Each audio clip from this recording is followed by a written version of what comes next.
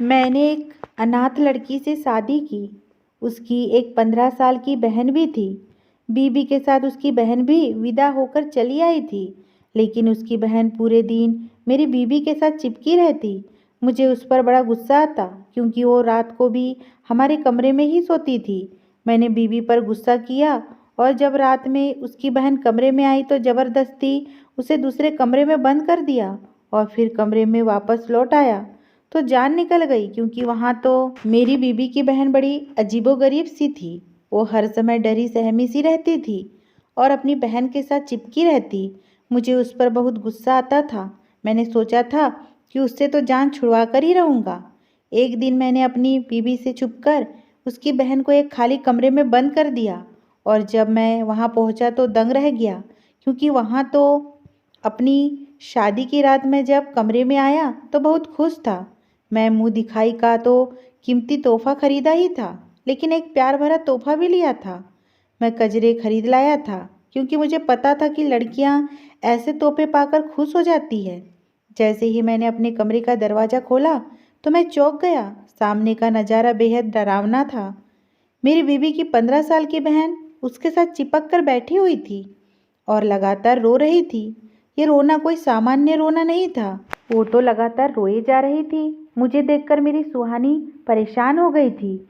उसने अपनी बहन को डांटकर चुप कर दिया था। मैं आगे बढ़ा और बोला, सुहानी, क्या हुआ इस बच्ची को? उसकी तबीयत तो ठीक है ना? सुहानी ने कहा, जी हाँ, ठीक है। ये तो बस ये सोचकर परेशान है कि मैं अपनी नई जिंदगी शुरू करने जा रही हूँ, तो उसका क्या होगा।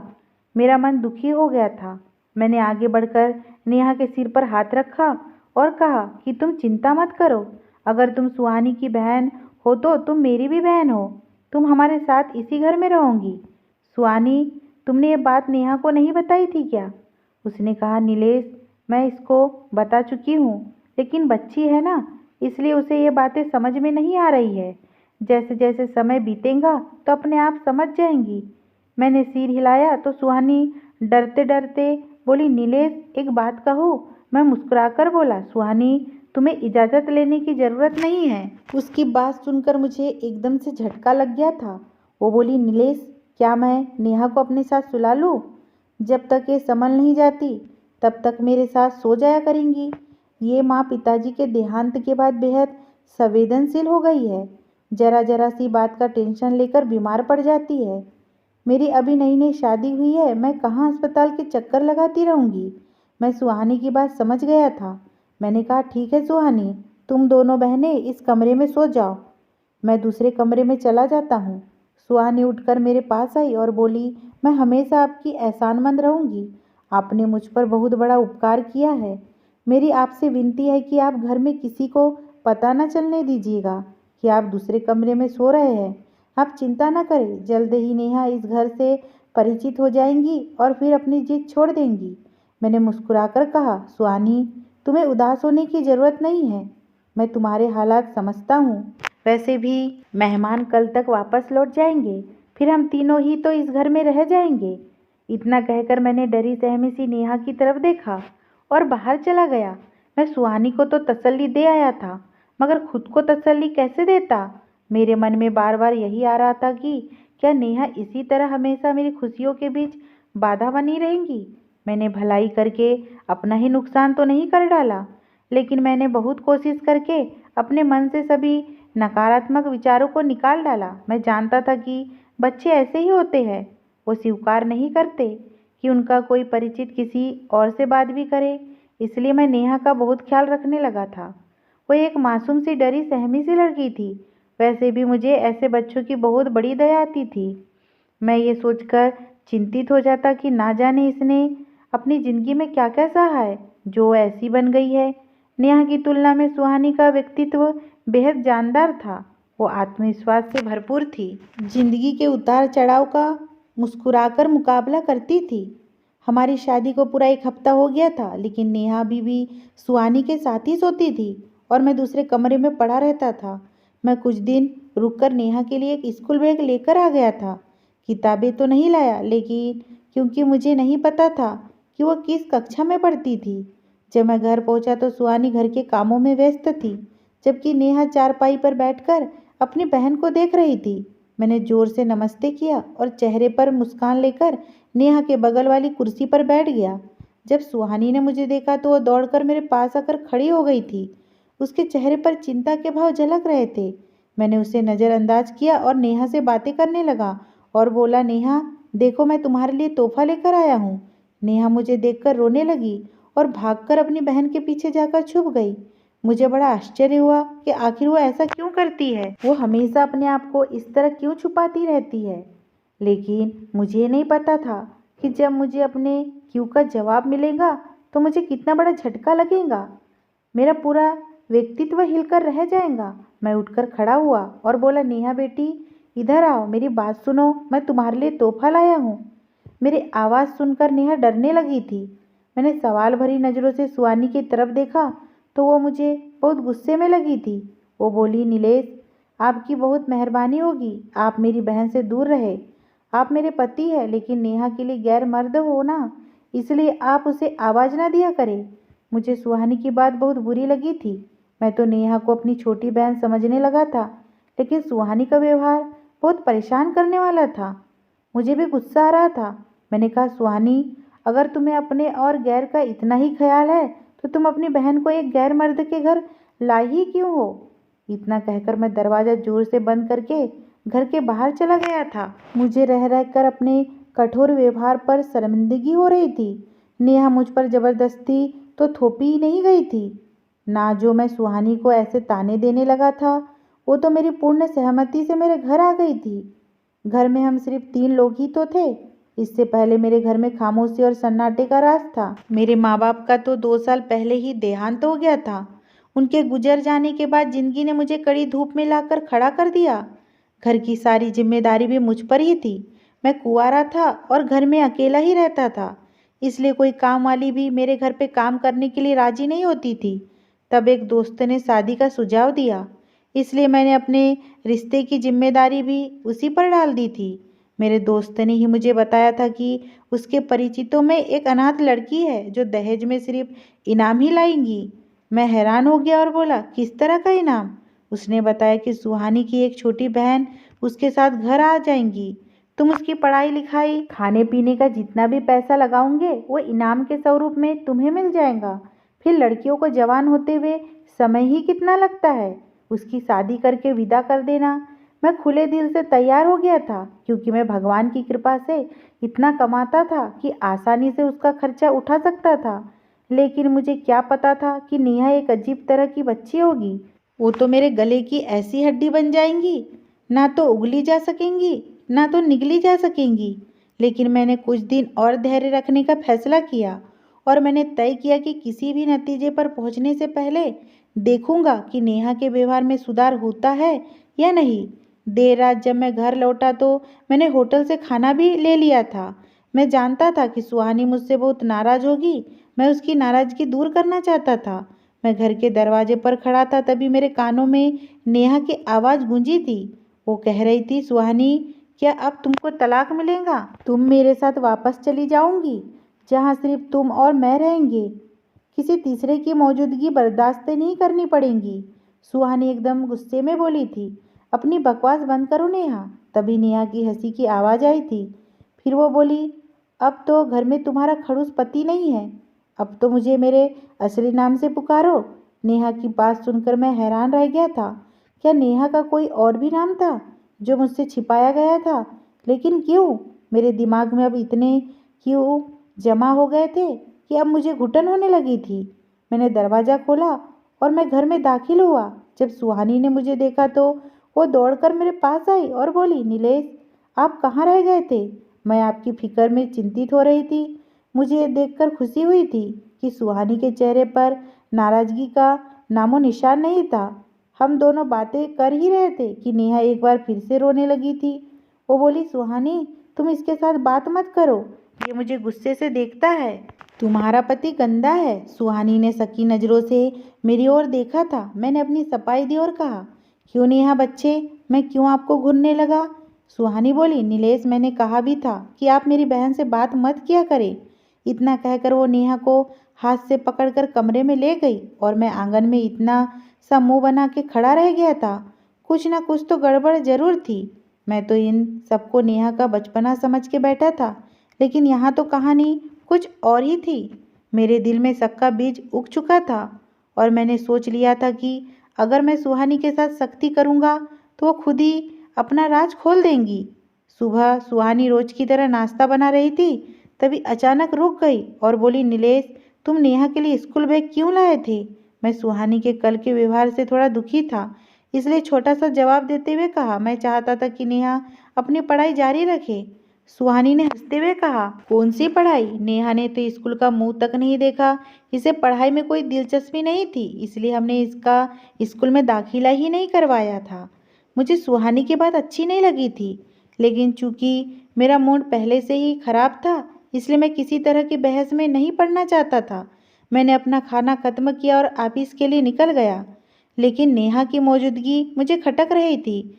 उसकी अजीबोगरीब हरकतें, मुझे देखते ही रोने लगना और फिर मेरे और सुहानी के तलाक पर खुश होना, ये सब क्या था? नेहा कोई छोटी बच्ची तो नहीं थी, वो पूरे 15 साल की थी। इस उम्र में तो लड़कियां बहुत समझदार और होशियार होती है। यकीनन यह मामला उतना सीधा नहीं था जितना मुझे लग रहा था। शाम को भी नेहा ने मुझे जज करने की पूरी तैयारी करके रखी थी। मुझे देखकर वो अजीब अजीब हरकतें करने लगी थी। मैं सुहानी से बात करने लगा तो वो उसका हाथ पकड़कर कमरे में ले गई। थोड़ी देर बाद सुहानी कमरे से बाहर निकली और बोली, नीलेश, आप खाना खाकर अपने कमरे में चले जाएंगे तो हम दोनों बहनें भी आकर खाना खा लेंगी।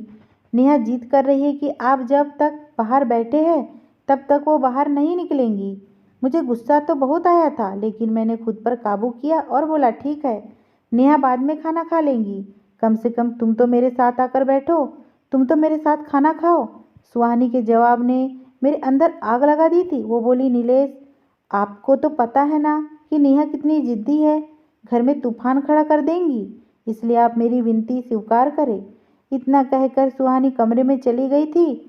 अब मैं अपने आपे से बाहर हो चुका था। मैं खुद पर काबू ना पा सका और कमरे की तरफ बढ़ा। सुहानी की आवाज़ आ रही थी, वो नेहा को कोस रही थी।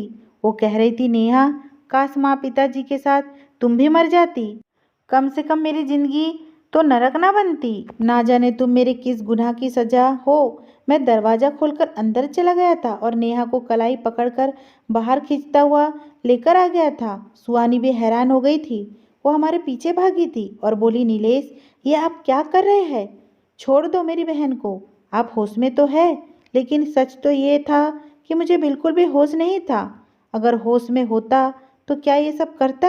मैंने नेहा को एक अलग कमरे में बंद कर दिया था और सुहानी का हाथ पकड़कर उसे कमरे में लेकर आया था। मैं बोला, अब मुझे सच सच बता दो कि तुम्हारी बहन ये सब क्यों करती है? सुहानी का चेहरा पीला पड़ गया था। वो लगातार रोती जा रही थी। वो बोली, आपको भगवान की कसम है नीलेश, मेरी बहन को छोड़ दो।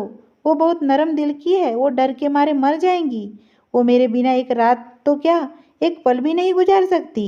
मैं चिल्लाकर बोला, क्यों आजकल के छोटे छोटे बच्चे भी अपनी माँ के बिना रह लेते हैं? ये किस तरह का बहन चारा है कि तुम्हारी बहन तुम्हारा साया ही बन गई है? मुझे ये सब बिल्कुल भी पसंद नहीं है और ना ही मैं ये सब बर्दाश्त करूँगा। मैंने सुहानी की ओर घूर कर देखा और कहा, तुम अपना ये रोना धोना बंद करो। लेकिन उसका रोना और तेज होने लगा। मैं सुहानी के कमरे से बाहर आया और बाहर से कुंडी लगा दी और फिर अपने कमरे में आकर अपने कमरे का दरवाज़ा बंद कर दिया था ताकि सुहानी और नेहा का शोर बंद हो जाए। लेकिन वो दोनों बहनें इतनी ज़ोर से दरवाज़ा पीट रही थी कि लग रहा था कि वो दरवाज़ा ही तोड़ देंगी।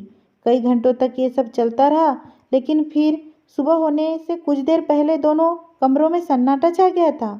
मैं अपने दिल के हाथों मजबूर होकर उठा और नेहा के कमरे की ओर चल दिया। मैं उससे माफ़ी मांगकर सुहानी के पास ले जाना चाहता था, लेकिन जैसे ही मैंने दरवाज़ा खोला तो कदम जंजीर हो गए थे, क्योंकि वहाँ तो एक लड़का बैठा था। मैं आगे बढ़ा तो वो मुझे देखकर चौंक गया और फिर से रोने लगा था। मैंने उसे डांटा और कहा, मेरे सामने अब आंसू मत बहाना, नहीं तो मुझसे बुरा कोई नहीं होगा। मुझे बताओ, तुम कौन हो? नेहा कहाँ गई? वो लड़का रोते हुए बोला, अगर मैं अपनी हकीकत बता दूंगा तो तुम मुझे बेच तो नहीं दोगे? मैं उसकी बात सुनकर हैरान रह गया था। मैंने कहा, नहीं नहीं, बिल्कुल नहीं, मैं तुम्हें क्यों बेचने लगा? वो लड़का मेरी बात से संतुष्ट हो गया और सोफे पर बैठ गया। उसके चेहरे पर बड़ी उदासी थी। वो बोला, जब मैं पैदा हुआ तो हमारे घर में ऐसे मातम मनाया गया था जैसे मैं पैदा ही नहीं बल्कि मर गया हूँ। मैंने अपने चारों ओर बड़ा जुल्म देखा था। मेरे पिताजी मेरी माँ को एक बड़े डंडे से मारकर नीला नीला कर देते थे और मेरी ओर इशारा करके कहते थे कि मुझे ये मंजूर होता कि तू बांझ होती, लेकिन ये तुमने क्या गजब कर दिया है। मैं पापा की चीखें सुनकर आईने के सामने जाकर खड़ा हो जाता तो सुहानी कहती, पापा की बातों पर ध्यान मत दो, तुम तो बहुत प्यारा है। लेकिन अगर मैं प्यारा होता तो क्या मेरी वजह से मेरी माँ को मार पड़ती। मैं सुहानी से पैसे मांगता तो वो मुझे 2 रुपये का कॉइन पकड़ा देती थी। मैं भागकर दुकान जाता और माँ के लिए अपने पसंद की टॉफ़ी ले आता। मैं वो टॉफ़ी माँ के मुंह में डालकर कहता, माँ गोली खा लो, आराम हो जाएगा। माँ मुझे गले लगा लेती और फूट फूट कर रोने लगती थी। मैं छोटा सा था, मेरी उम्र के लड़के खेलते थे जबकि मेरा खेल में दिल नहीं लगता था। मैं सारा सारा दिन घर में रहकर अपनी माँ की रखवाली करता था ताकि मेरे पिता फिर से मेरी माँ को मारना ना शुरू कर दे। लेकिन मेरे रोकने के बावजूद हर दूसरे तीसरे दिन माँ नीली नीली हो जाती थी। मैं अपने छोटे छोटे हाथों से माँ का बदन दबाता था ताकि उन्हें आराम हो जाए, लेकिन वो अपना दर्द भूलकर मेरे छोटे से हाथों को अपने ओठों पर लगाकर चूमती जाती और रोती रहती। मेरी माँ कहा करती थी कि मुझे मार से तकलीफ नहीं होती, मुझे तुम्हारी इन हरकतों से बड़ी तकलीफ होती है। मेरा कलेजा छलनी छलनी हो जाता है। जब माँ को फंड के पैसे मिले तो वो बाजार जाकर मेरे लिए एक साइकिल और एक गेंद और बल्ला लेकर आ गई थी। माँ कहती थी कि तुम बाहर जाकर तो खेलते नहीं हो, तो घर पर ही तुम्हारी खुशियों का इंतजाम कर देती हूँ। साइकिल देखकर मुझे बहुत खुशी हुई थी। मैं माँ के हाथों को चूमता रहा था और पूरे दिन तेज धूप में साइकिल चलाता रहा था। माँ मुझे देखकर हंस पड़ी और बोली, आज पहला दिन है इसलिए धूप में खेल लो, कल से धूप में खेलने को नहीं दूंगी। बीच बीच में मैं साइकिल से उतर जाता था और उसे गंदा होने से बचाने के लिए गीले कपड़े से पोंछ भी लेता था।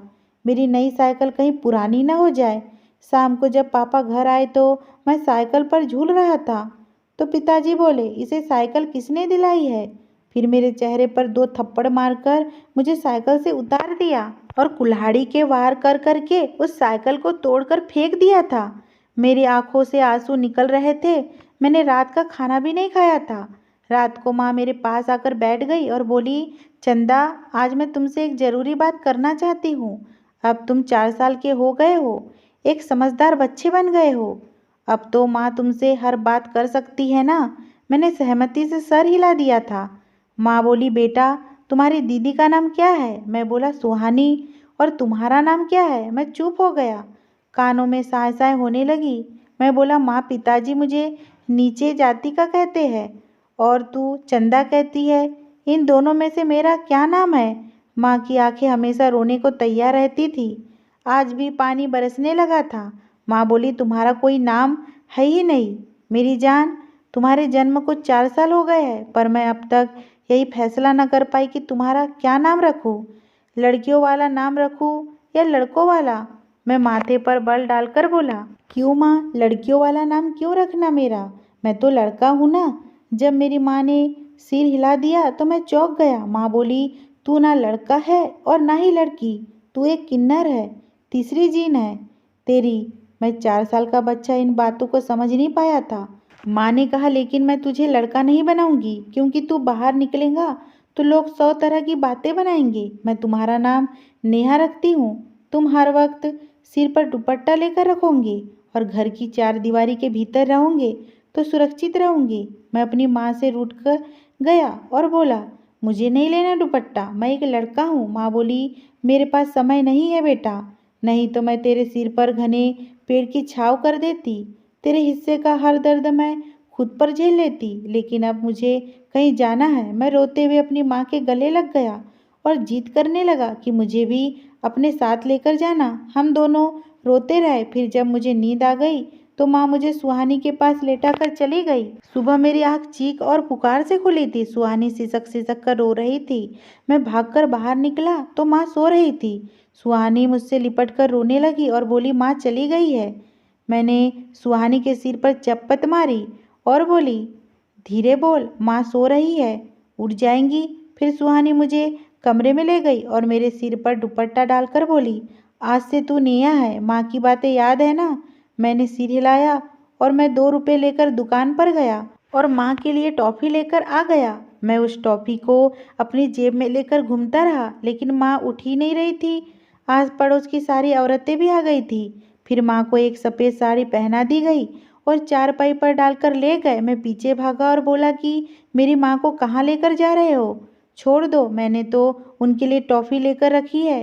मैं बहुत छोटा था ना, इसलिए किसी ने मेरी आवाज़ नहीं सुनी।